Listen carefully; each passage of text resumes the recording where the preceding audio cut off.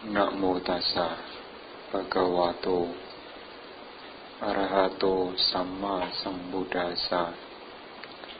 Namo tassa bhagavato arahato samma sambuddhassa. Namo tassa bhagavato arahato samma sambuddhassa. Aku dena cine kodang asadung saduna jine kadariang danena sajena alikawadinan. Kalahkan kemarahan dengan cinta kasih, kalahkan kejahatan dengan kebaikan, kalahkan kekikiran dengan kemurahan hati, kalahkan kebohongan dengan kejujuran.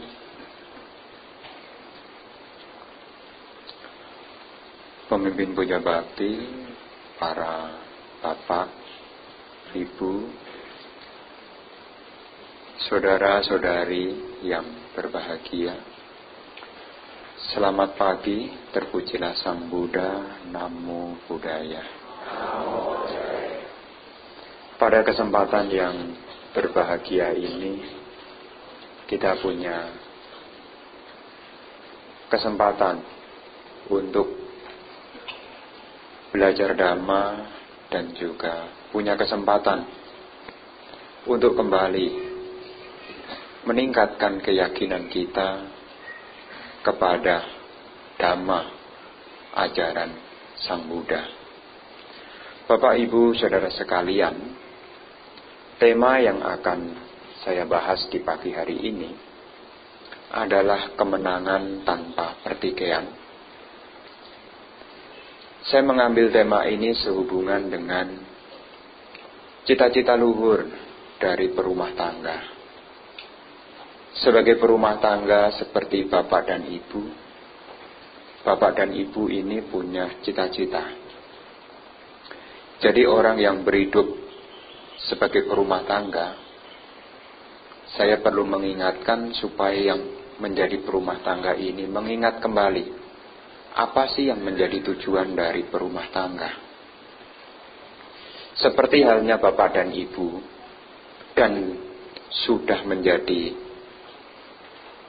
barang umum, tujuan perumah tangga yang pertama adalah memiliki kekayaan. Bapak dan ibu yang hidup sebagai perumah tangga, tujuan perumah tangga ini yang pertama adalah mesti punya kekayaan. Karena Anda punya harapan untuk memperoleh kekayaan, jangan sampai kekayaan yang Anda peroleh ini Anda dapatkan dari pertikaian. Karena tujuan dari perumah tangga adalah memperoleh kekayaan. Anda siang malam kadang-kadang sampai tidak punya waktu untuk istirahat, tidak lain adalah untuk mengumpulkan kekayaan. Itu bukan keserakahan, tetapi itu adalah tujuan dari perumah tangga. Yang pertama punya kekayaan. Ini perumah tangga. Supaya pada dengar.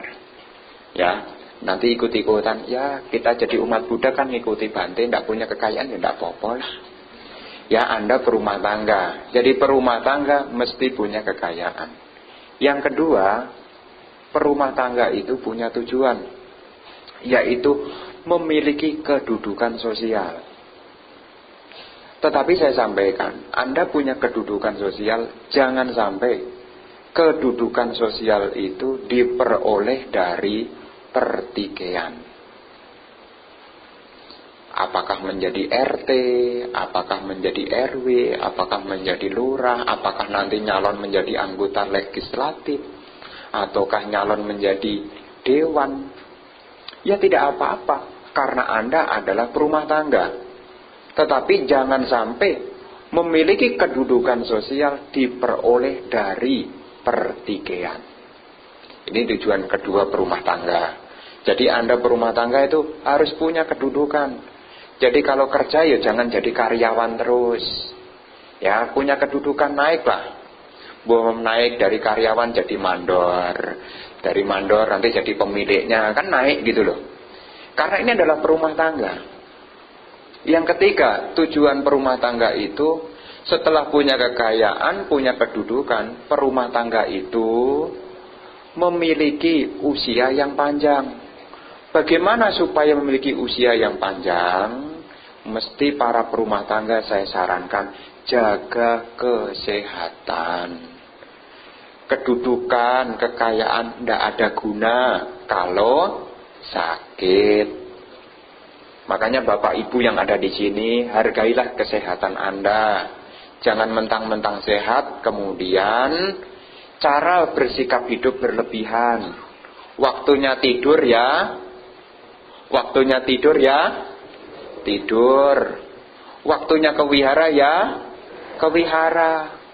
Kalau waktu hidup tidak ditata dengan baik, sakitnya ada dua.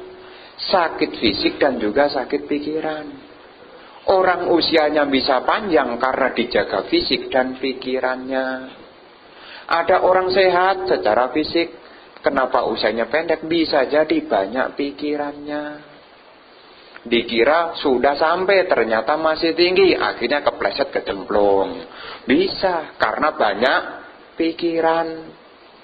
Maka perumah tangga selain punya kekayaan, punya kedudukan, punya usia yang panjang, tujuan perumah tangga itu adalah setelah kematian lahir ke surga. Ini perumah tangga. Jadi perumah tangga beda dengan seorang brahmacarya, orang yang hidup meninggalkan rumah tangga, beda tujuannya. Segala tujuan ini, apakah kekayaan, apakah kedudukan, apakah kesehatan, apakah lahir di surga, jangan sampai itu semua diperoleh dari pertikaian. Karena pertikaian itu tidak membawa manfaat. Tidak ada manfaatnya. Dalam penjelasan dikatakan, Jayang werang pasawati dukang seti parajito. Kemenangan menimbulkan kebencian, kekalahan menimbulkan kesedihan. Itulah dampak dari pertikaian.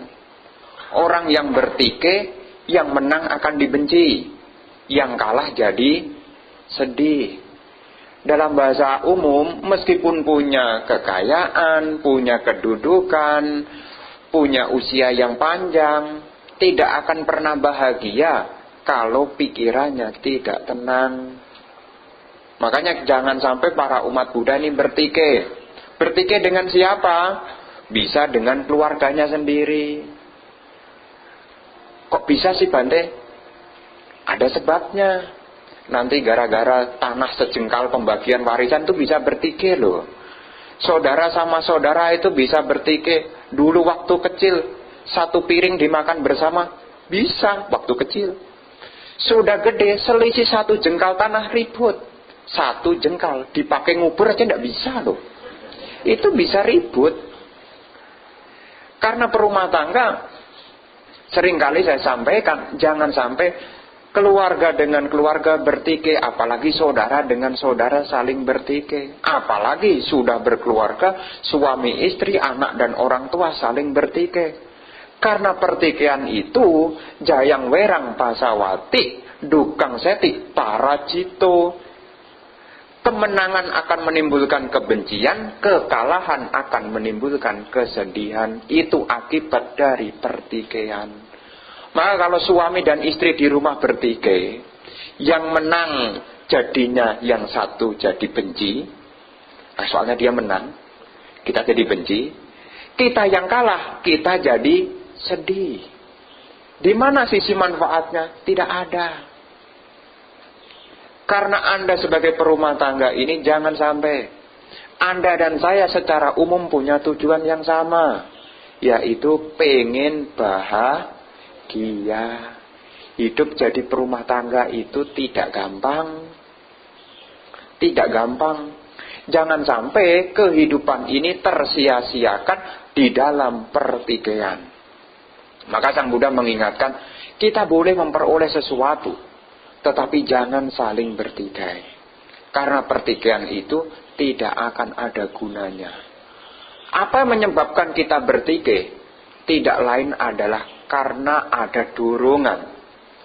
Dorongan apa? Nafsu, keinginan. Kenapa kok nafsu keinginan? Karena nafsu keinginan ini menjadi sumbernya. Di dalam penjelasan Patidak Samupada, nafsu keinginan itu adalah tanha. Tanha itu dimulai dari perasaan. Perasaan itu muncul dimulai dari kontak. Kontak mulai muncul mulai dari pintu indria. Karena kita punya mata, lihat bentuk, timbullah perasaan. Dari perasaan timbul keinginan. Putu jana seperti bapak dan ibu, ini sama. Semua itu kalau punya keinginan, harapannya segera dipenuhi. Kalau tidak dipenuhi terus bagaimana? Apapun akan dilakukan demi memenuhi kesenangan. Nah itu ributnya bukan karena nafsu keinginan ya Bante. Itu ributnya karena pembagian warisan. Ya sama juga. Kenapa pembagian warisan bisa menimbulkan pertikaian? Karena dengan punya warisan, orang punya uang. Kalau punya uang, apapun bisa diperoleh. Kenapa dengan uang apapun bisa diperoleh? Demi memenuhi nafsu keinginan. Makanya dalam penjelasan ini disampaikan, penyebab dari pertikaian, penyebab dari permusuhan ada dua. Yang pertama adalah karena adanya nafsu keinginan. Jadi urusannya itu ribut, itu urusannya keinginan. Dan perlu Bapak Ibu ketahui, menuruti keinginan itu tidak akan ada selesainya. Kalau bahasa Jawa itu dikatakan, orang akan cukup kalau sudah dicungkup. Ngerti enggak? Orang akan berhenti setelah dikasih bongpe. Ini bahasa Indonesianya. Jadi kalau cungkup itu ya tempat pembaringan yang ada rumah kecil itu namanya cungkup bahasa Jawa. Orang akan cukup kalau sudah dicungkup. Demikian pula Bapak Ibu juga akan merasa selesai kalau sudah dibongpe. Tapi ya jangan begitu. Karena meribut soal keinginan itu diibaratkan seperti seekor anjing yang saling berebut, tapi yang direbutkan adalah tulang. Apa untungnya kalau merebutkan tulang? Menuruti nafsu keinginan itu seperti seekor anjing yang saling berebut sebongkok tulang. Kenyang juga tidak, yang terjadi adalah keributan. Jadi kalau rebutan tulang itu dapatnya apa? Kenyang enggak? Nah, yang punya anjing di rumah. Yang punya anjing di rumah itu kalau dikasih tulang, dia tidak akan kenyang. Dia akan ribut dan dia tidak akan kenyang. Kalau anjingnya satu mungkin tidak masalah. Kalau anjingnya banyak, mereka akan gigit saling menggigit, gigit saling menggigit. Yang direbutkan tidak seberapa. Demikian pula para perumah tangga. Jangan sampai mengejar yang namanya keinginan tanpa pertimbangan. Apalagi menuruti kesenangan indriawi. Mata melihat hal yang bagus, senang apa tidak? Apakah tidak ada yang lebih bagus lagi? Ada. Sudah lihat bagus, tercapai, lihat bagus lagi, tidak kepengen lagi? Pengen. Mendengar suara yang bagus, enak, merdu, apakah cukup? Tidak. Anda koleksi lagunya Peter Pan. Sudah diputar berkali-kali, apakah cukup? Tidak. Anda cari lagu selain Peter Pan itu Noah, kan gitu kan? Ada sebelahnya juga, Anda kumpulkan juga. Demi apa? Demi memenuhi keinginan. Hati-hati. Apalagi perumah tangga. Perumah tangga pintu indrianya selalu terbuka. Mata melihat keluar, telinga melihat keluar, ya, mendengar keluar, hidung mencium keluar, ya kan? Dan pintu indria Anda ini setiap hari terbuka. Beda dengan saya. Bedanya apa? Setiap hari saya lihatnya tembok, buku. Habis, gedungnya itu aja. Maka saya tidak terlalu berbahaya jika dibandingkan dengan Anda. Yang saya dengar apa?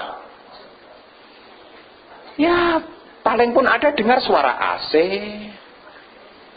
Suara, ya paling suara anak wihara. Kalau Anda dengar suara di luaran, Anda mendengar macam-macam. Kalau mencium, bedanya Anda dengan saya. Bante mencium setiap hari, yang dicium cuma aroma dupa. Lah kalau Anda tidak hati-hati, setiap hari bisa mencium aroma wangi punya tetangga. Ya, hati-hati. Karena itu bisa memicu pertikaian di dalam rumah tangga. Karena Anda menjadi perumah tangga itu pengen punya kekayaan, punya kedudukan, punya kesehatan. Jangan sampai Anda dalam hidup cuma dikejar-kejar yang namanya keinginan. Orang bisa bertikai gara-gara keinginan. Coba renungkan baik-baik dalam diri Anda. Kenapa sih satu sama yang lain itu saling ribut? Ya dia kan ribut itu kan karena parpol. Ujung-ujungnya sama. Parpol yang Anda lihat di televisi saling ribut, ujung-ujungnya apa? Ya memperoleh kekayaan. Ujungnya di situ. Kalau punya kekayaan tujuannya untuk apa? Memenuhi nafsu, keinginan. Ujung-ujungnya ke situ.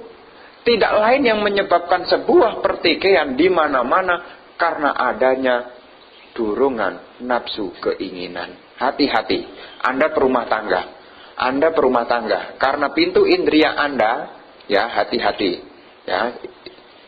Dalam dunia sekarang ada istilah-istilah, ada pelakor, ada bukan pelakor aja loh Pak, ada yang lain juga, ada binikor juga, ada.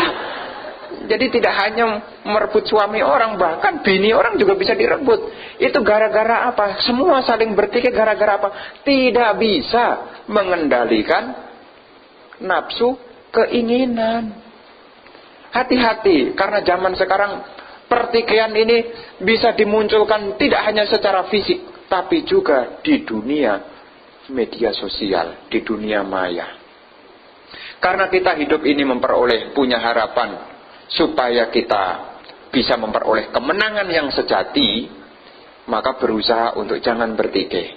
Bagaimana pertikaian supaya tidak muncul? Ya, kendalikan yang namanya nafsu keinginan.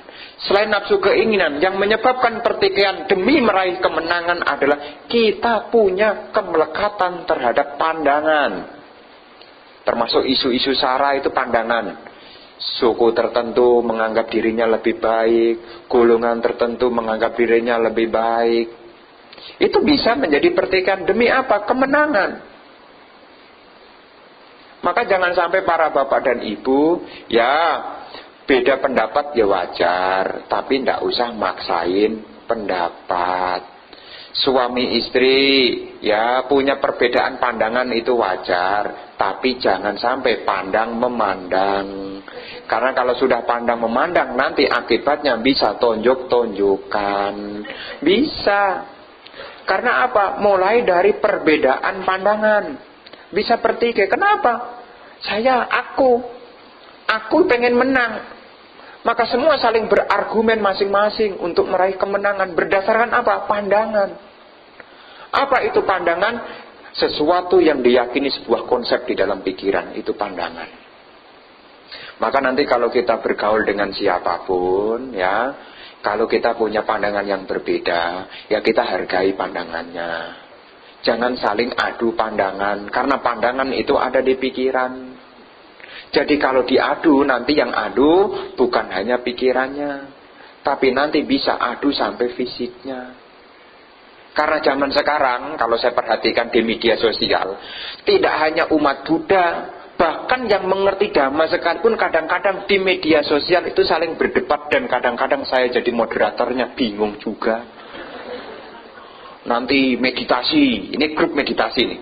Satu punya pandangan, suta ini dikeluarkan, ya, diupload, belum sempat dibaca. Karena sang aku punya pandangan, aku lebih pandai daripada kamu. Belum sempat dibaca, tindihin lagi suta yang berikutnya. Saya jadi moderatornya, belum saya cek, sudah ada suta berikutnya. Dan akhirnya ujung-ujungnya mereka saling bertikai di dalam percakapan itu. Dan endingnya mengatakan, kalau tidak cocok silahkan saya dikeluarkan saja dari grup ini. Loh, niatnya bikin grup meditasi kan untuk meditasi. Ini kan ceritanya benar, bukan cerita yang di luar. Ini cerita meditasi. Itu sampai mengatakan, ya kalau begitu keluarkan saya dari grup. Padahal kalau keluar sendiri ya bisa loh itu loh. Aneh gitu loh. Itu kan grup WA itu loh. Itu kan keluar sendiri kan ya bisa, mau tinggal live aja kok. Loh kayak ngomong-ngomong, kalau memang gak suka ya keluarin aja loh, ngapain? Itu kan mulai memancing. Gara-gara apa? Beda pandangan. Kenapa? Karena merasa kedudukan. Ini hubungannya kedudukan. Saya pengen diakui lebih pandai, lebih cerdas, bertikai. Maka saya selalu mengingatkan, kalau kita membahas dhamma, tujuannya adalah dhamma. Kalau teman kita menyampaikan pandangan, pahamilah apa yang dimaksud oleh Sang Buddha. Jangan apa yang kita pandang menurut pandangan kita. Ini seringkali umat Buddha kalau kadang-kadang kepinteran itu kadang-kadang sama temannya itu kalau kadang cecok sendiri loh. Karena tidak paham apa ya yang dimau Sang Buddha, itu tidak ngerti gitu loh. Jadi cuma bahasa teks kemudian ketemu bahasa teks, ya tidak akan bunyi kalau tidak dimengerti apa maksudnya. Jadi saling adu pandangan, dan akhirnya pertikaian. Kalau sudah bertikai begitu saya jadinya mumet juga. Ini nanti belain ini atau belain itu. Terus untungnya jurus terakhir keluar. Aturan di dalam grup ini, apapun yang tidak ada hubungannya dengan meditasi, jangan didebatkan. Hargai teman-teman. Ada grupnya begitu. Kenapa? Karena seringkali ini kadang-kadang orang nggak ngerti gitu loh. Orang nggak ngerti. Demikian pula Anda perumah tangga juga begitu. Jangan sampai dengan siapapun Anda bertikai. Karena pertikaian, meskipun menimbulkan kemenangan seperti apa yang Sang Buddha sampaikan, kemenangan akan menimbulkan kebencian dengan siapapun. Dan kalau sudah kalah akan menimbulkan kesedihan. Jangan sampai nanti sebentar lagi ini kan ada capres-cawapres. Jangan sampai bapak dan ibu saling bertikai. Anda punya aspirasi, gunakan aspirasi dengan sebaik-baiknya. Kalau komentar di media sosial, yo yang adem-adem. Tidak usah bodoh-bodohin orang ya. Kadang-kadang kalau sudah di media begitu tidak ada yang ngawasi, kadang-kadang lost control. Ya, hati-hati, tidak ada untungnya. Hati-hati. Anda mungkin jengkel tapi rem. Karena banyak orang Indonesia ini sekarang sudah kehilangan jiwa kesatrianya. Kalau ketemu orangnya diem. Tapi kalau di media sosial kencang. Itu sudah kehilangan jiwa kesatrianya.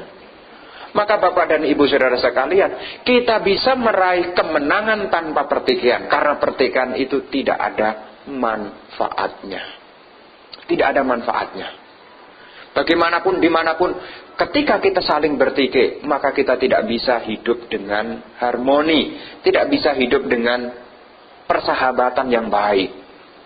Karena membangun persatuan itu jauh lebih sulit daripada memperbaiki yang rusak itu jauh lebih sulit ketimbang menjaga yang ada. Maka yang ada sekarang, hubungan Anda dengan saudara Anda yang sudah baik dijaga dengan sebaik-baiknya. Jangan sampai saling bertikai. Karena kita kalau hidup saling bersahabat, hidup kita ini enak. Cari kerja yo enak, ngobrol yo enak, makan yo nyaman, tidur yo tenang. Kalau kita dalam kondisi persahabatan. Maka Sang Buddha mengingatkan bagaimana supaya kehidupan kita saling bersahabat, tidak saling bertikai satu sama yang lainnya. Apakah tidak bertikai dengan pribadi, apakah tidak bertikai dengan kelompok. Maka Sang Buddha mengingatkan yang pertama, di dalam Anguttara Nikaya disampaikan ada 4 hal yang membawa pada kondisi saling dicintai. Dalam bahasa Pali namanya Sanggawatu.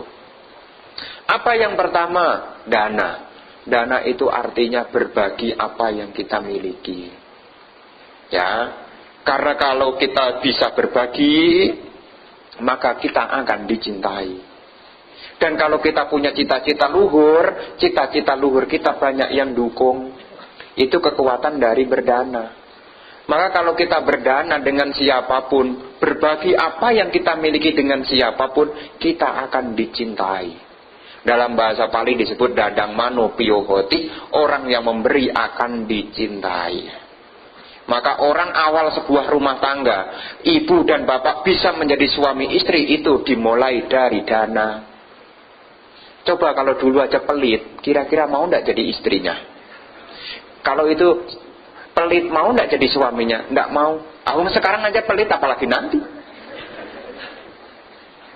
Maka sebuah persahabatan bisa dimulai, keharmonian bisa dimulai. Dari mana? Berbagi apa yang dimiliki. Karena kalau kita berbagi apa yang kita miliki, maka di situ akan saling dicintai. Maka ada sekarang nih tren baru, Pak Bu. Supaya kelihatan berbagi, itu ada tren baru. Makan itu di daun yang lebar, daun pisang yang lebar itu loh. Ya. Terus apa sih namanya itu? Makan terus makan bareng. Jadi makan bareng. Itu seolah-olah berbagi. Berbagi, makan bareng-bareng, berbagi apa yang dimiliki. Dulu di Jawa itu sudah ada dulu. Jadi ada nasi, ada sayur, ada mie jadi satu dimakan bareng-bareng. Sekarang karena melihat pentingnya persatuan, kadang-kadang di tempat kerja itu ada makan begitu. Sampai-sampai Bante diundang dan diajak begitu juga. Biar kompak Bante katanya. Jadi panjang gitu, kasih kayak nasi tim yang sudah dipok-pok satu-satu. Tapi di piringnya ya satu lembaran itu. Seolah-olah kita ini berbagi. Demi apa? Kalau orang makan bersatu, berbagi, nanti akan menimbulkan sebuah persatuan. Ini diterapkan di dalam kehidupan zaman sekarang. Karena melihat makin hari makin renggang. Makin renggang. Makanya sekali-kali Bu, Pak, sekali-kali Pak, Bu, makan boyo agak romantis, sepiring berdua, gitu loh. Ya, saling mencintai. Enggak apa-apa, suaminya sendiri, istrinya sendiri kok. Enggak apa-apa kan? Enggak apa-apa. Enggak apa-apa. Daripada nanti sama istrinya enggak mau, nanti sama istri tetangganya, masalah. Dulu waktu awal kenal kan begitu kan, berbagi satu. Dulu kan memang waktu dulu kan sederhana, kerja juga belum mapan, es teh segelas diminum berdua. Ya sekarang boleh lah. Supaya bagaimana? Karena Anda berumah tangga, jangan sampai Anda membentuk keluarga, punya kekayaan, punya kedudukan, dan di dalamnya saling bertikai. Tidak ada guna juga. Rumah yang sudah dingin menjadi panas karena pertikaian. Karena pertikaian itu menimbulkan kebencian, menimbulkan amarah. Tapi kalau berdana akan menimbulkan saling dicintai. Maka Sang Buddha mengingatkan, dengan siapapun, ya, belajar untuk saling berbagi apa yang kita miliki. Saya ini tidak punya apa-apa. Kalau ada biku yang datang ke tempat saya kasih loh. Ini air minum kok, tidak apa-apa. Coba kalau tamu datang kemudian saya diemin, apa yang terjadi? Apakah bisa menimbulkan keharmonian? Tidak. Kita masih sama-sama manusia putujana, manusia biasa dan umumnya. Kalau orang itu diberi, maka dia merasa ini sahabat. Kalau kita datang dikacangin, datang kemudian didiemin, gimana? Apakah menimbulkan persahabatan? Tidak. Yang terjadi adalah mulai tidak suka. Coba aja datang bertamu ke teman Anda, kemudian Anda datang terus tidak disuguhi. Terus Anda datang, kalau tidak percaya nanti teman Anda datang ke rumah Anda, tidak usah Anda suguhi, besok tidak akan datang lagi. Tapi kalau disuguhi, besok datang lagi. Kenapa? Karena berdana ini penting. Tidak hanya berdana kepada biku sangga, tapi berdana kepada siapapun. Karena berbagi apa yang kita miliki ini bisa menimbulkan persahabatan. Maka kalau sekarang Anda berumah tangga, mertua dan menantu kurang akur, ya ini menantu dan mertua kurang akur, di sini Anda bisa terapkan sanggawatu, yaitu berbagilah. Berbagilah. Kalau punya mertuanya agak galak, segalak-galaknya orang, kalau dikasih hadiah akan lumer. Segalak-galaknya akan lumer. Dulu, ini cerita dulu. Saya di Gunung Sindur itu punya peliharaan anjing. Dengan saya yang punya, yang sudah tinggal di sana, dia aja gonggongin. Suatu ketika penjaga wihara pulang, tidak ada yang kasih makan, kapok tidak dia. Karena tidak ada yang kasih makan, saya kasih makan. Sekarang ketemu saya itu seperti ketemu sahabatnya. Jadi langsung dia naik, tangannya depan, kaki depannya itu bisa naik ke depan. Dulu boro-boro naik, baru dekat dalam radius 3 meter udah. Oh, itu. Loh, ini binatang aja dikasih kemurahan hati, ngerti apalagi orang. Maka nanti kalau dimanapun Anda ribut dengan siapapun, mungkin tidak cocok dengan siapapun, Anda harus kasih murah hati. Jangan kemudian Anda mengatakan, dia yang harus ngasih ke saya. Ya kalau dia sadar, lah kalau tidak, kita akan saling bertikai. Makanya kalau kita dalam keluarga, ya Anda berumah tangga, kadang-kadang ini ya memang ada lah. Ya sedikit banyak ya ada. Tapi ya berbagi. Karena kalau orang saling berbagi itu akan saling dicintai. Ini berbagi. Jadi kita menang tanpa bertikai. Bisa menaklukkan kebencian tanpa membenci. Maka dengan berdana. Yang kedua, supaya kita bisa membentuk kondisi kemenangan, ya menang yang sejati tanpa bertikai, tanpa kebencian, tanpa melakukan kejahatan. Yang kedua, piyawaca, supaya hidupnya harmoni, tenang. Cobalah dari sekarang, Pak Bu, latihan berbicara yang menyenangkan. Bicaranya mesti menyenangkan. Bicara yang menyenangkan itu apa? Anda mesti mindfulness, tahu. Kalau saya ngomong ini kira-kira menyakitkan enggak? Ngomong itu ada intinya, tapi inti tidak cukup, mesti ada seninya. Ada seninya, ada caranya. Kalau orangnya keras, jangan kita suruh, itu diambil. Tidak bisa. Kita harus rendah hati sedikit. Tolonglah diambilkan itu. Mau dia. Jadi kalau kita minta tolong, dia mau. Kalau disuruh, dia tidak mau. Makanya kalau Anda punya keluarga, punya suami kok keras, tolonglah. Pasti mau kok. Pasti mau kalau dimintain tolong. Jadi Bapak Ibu kalau berbicara, ini hati-hati. Berbicara mesti menyenangkan. Supaya apa? Kita bisa memperoleh kemenangan tanpa bertikai. Kalau kita ngomongnya menyenangkan, omongan yang menyenangkan itu akan masuk ke dalam hati dengan nilai positif. Tapi kalau ngomongnya menyakitkan, masuk ke hati dengan nilai negatif. Yang Anda mudah ingat apakah tindakannya memberi atau ucapannya yang sering dilakukan.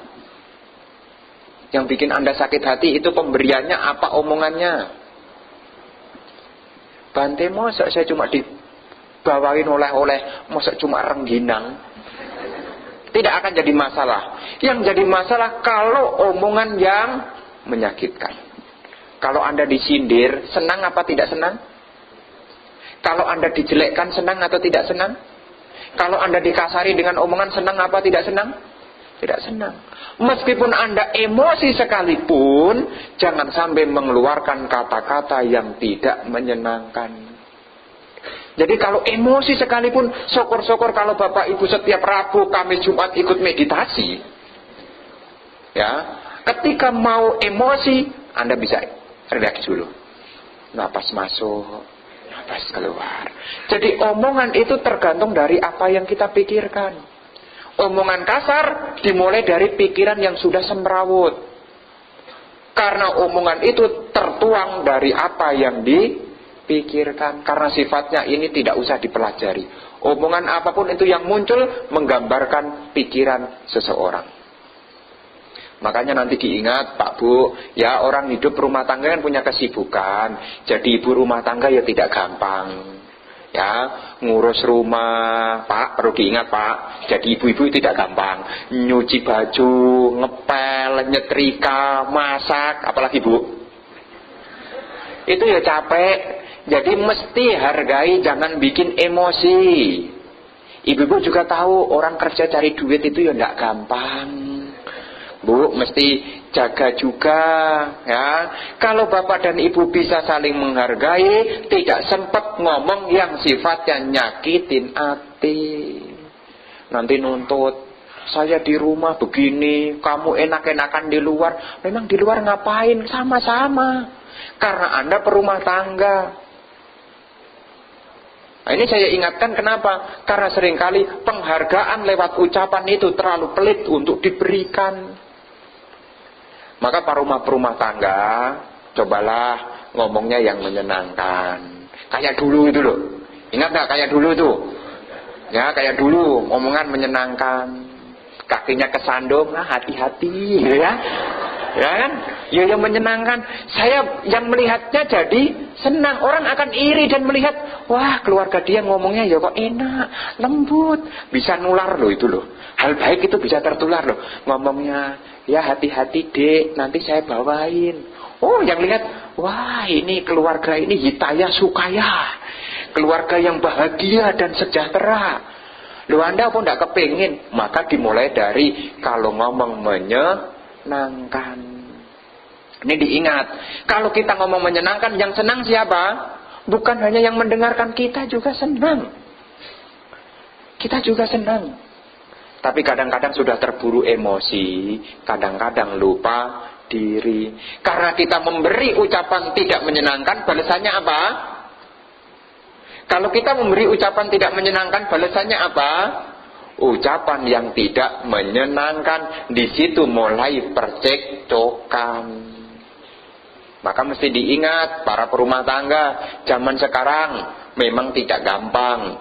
Tapi kalau kita bersatu di dalam rumah tangga Anda bersatu, kesulitan itu bukan jadi hambatan. Meskipun sejahtera, meskipun sederhana, kalau dia ngomongnya itu dijaga, rumahnya bak laksana surga.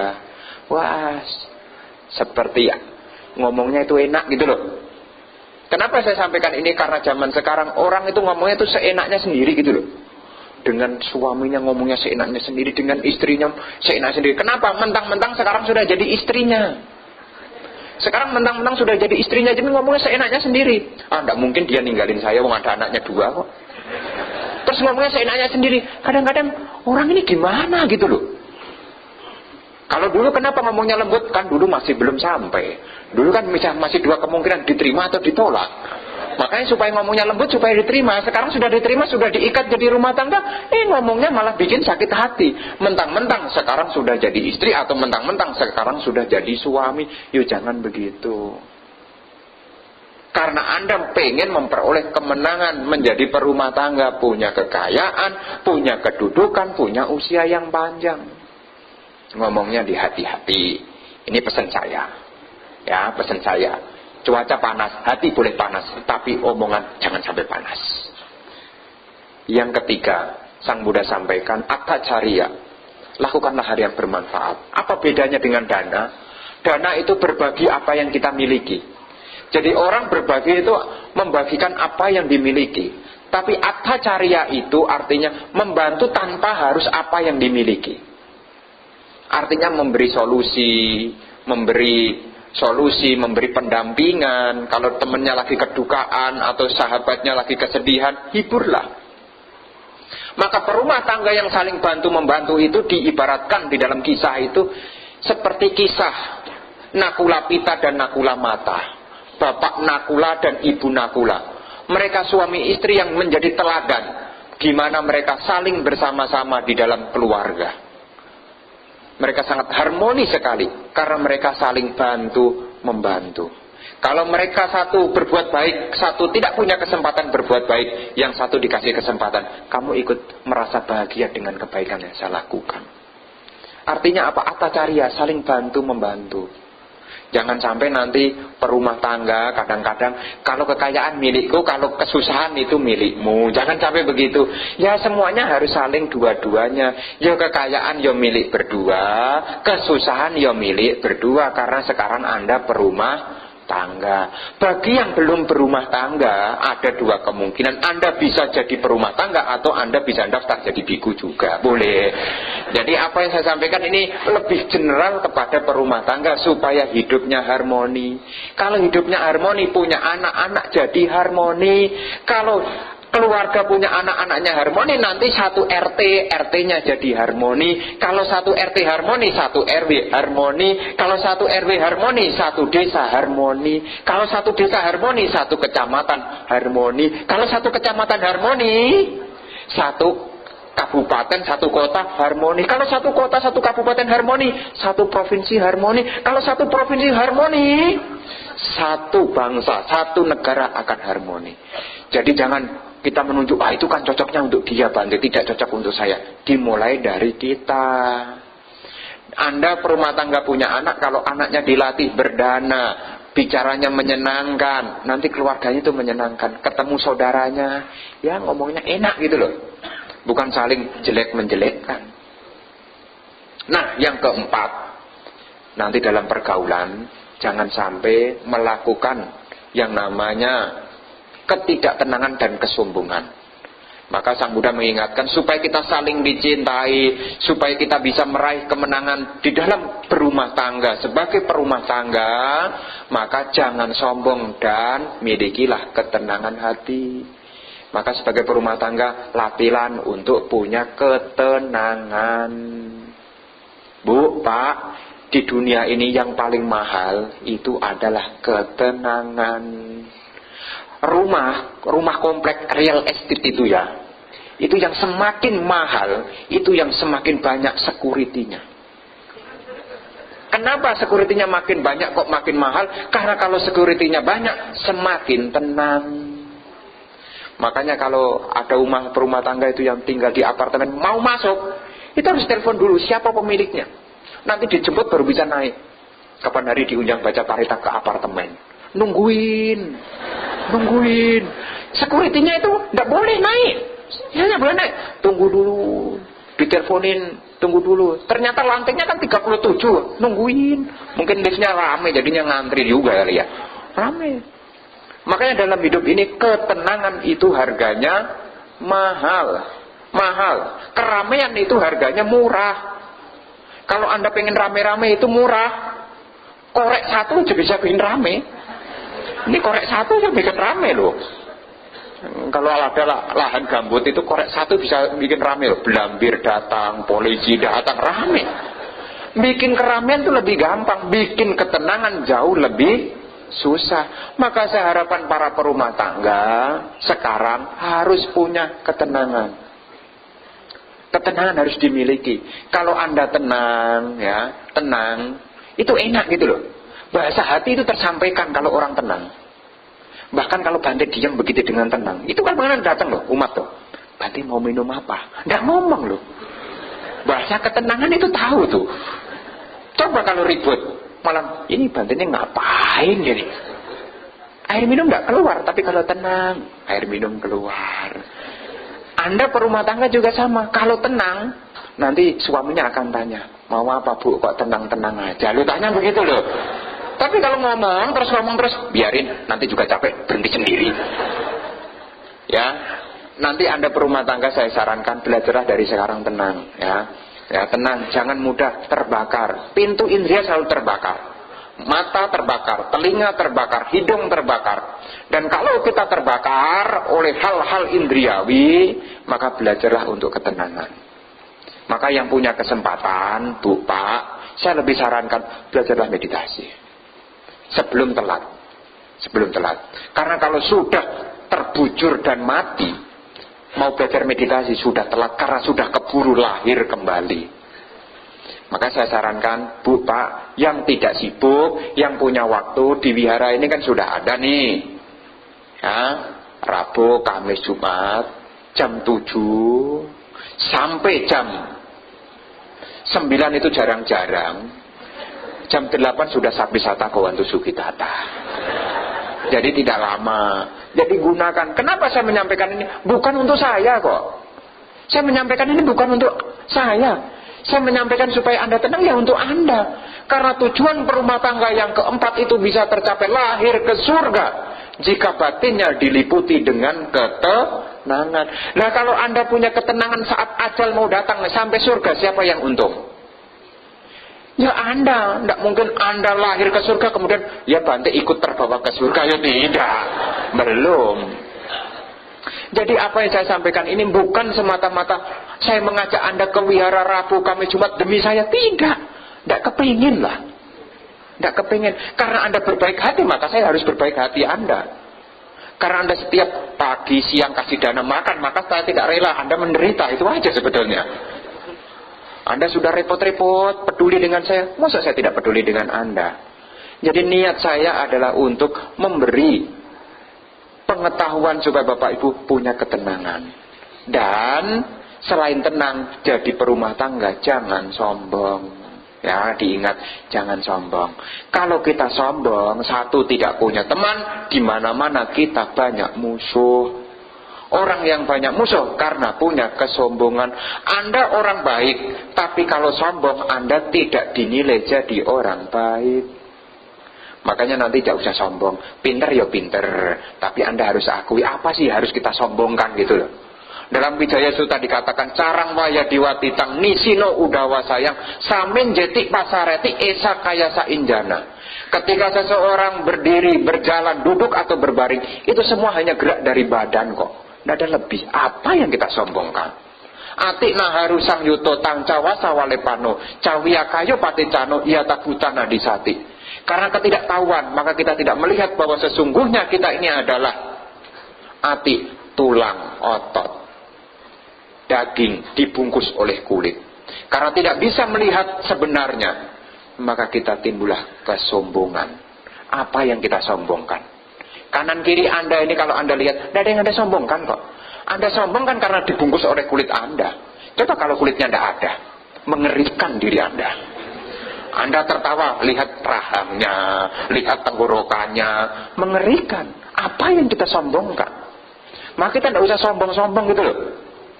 Ngapain nih sombong-sombong? Hanya menimbulkan permusuhan, di mana-mana tidak dicintai. Maka Bu, Pak, meskipun Anda dulu suami istri, mungkin Anda dulu suaminya, suami Anda dulu dari keluarga berada, atau Anda dari orang berada, jangan sampai Anda merendahkan suami dan istrinya, atau merendahkan mertua dan menantunya. Ya, karena tidak ada yang disombongkan. Karena kalau kita tidak sombong, maka kita akan dicintai orang. Apalagi kalau kita punya dan tidak sombong, orang akan muji-muji kita. Itu loh orangnya itu loh, meskipun dia ada, meskipun dia menjadi public figure, dia loh masih suka nyapa orang-orang yang kayak kita-kita begini. Di sana teman, di sini teman, di mana-mana dia banyak teman. Kenapa dia banyak teman? Karena dia tidak punya kesombongan. Kadang-kadang baru punya sedikit aja udah sombongnya kayak apa. Baru punya handphone touchscreen itu loh, sudah sombongnya sebentar-bentar gini, bentar-bentar foto, sudah tahu itu handphonenya mahal, sudah tahu, nggak usah. Mentang-mentang handphone saya ini yang masih tulit itu, yang masih gelap, hitam putih, nggak usah sombong, biasa aja lah. Nah, kadang-kadang kan orang ini kadang-kadang pengen menang, tapi caranya dengan menimbulkan perselisihan. Jangan sampai. Maka saya sarankan Bapak Ibu perumah tangga yang baik, berbagilah apa yang dimiliki, jaga ucapan. Ucapannya mesti menyenangkan. Ya, berbagi artinya memberi manfaat. Dan yang keempat, berusahalah untuk jangan sombong dan bersikaplah tenang. Dengan demikian kita mengembangkan hal baik ini, maka seperti apa yang Sang Buddha sampaikan, akodena jine kodang asadung saduna jine kadariang danena sajena alikawadinang. Dengan demikian kita bisa mengalahkan kemarahan dengan cinta kasih. Kita bisa mengalahkan kejahatan dengan kebaikan. Kita bisa mengalahkan kekikiran dengan kemurahan hati. Kita dengan demikian juga bisa mengalahkan kebohongan dengan kejujuran. Jadi kemenangan sejati itu bukan dengan pertikaian. Karena kemenangan sejati itu membawa kedamaian dan kebahagiaan. Anda berumah tangga selalu berusahalah untuk menjaga 4 hal ini dalam kehidupan Anda sehari-hari, sehingga Anda menjadi berumah tangga yang jitaya sukaya, menjadi berumah tangga yang bahagia dan sejahtera. Begitu Pak Bu yang saya sampaikan di pagi hari ini. Semoga apa yang saya sampaikan bisa Anda pahami dan bisa Anda terapkan di dalam kehidupan sehari-hari. Semoga Anda berbahagia, semoga keluarga Anda berbahagia, semoga semua makhluk hidup berbahagia. Sadu, sadu, sadu.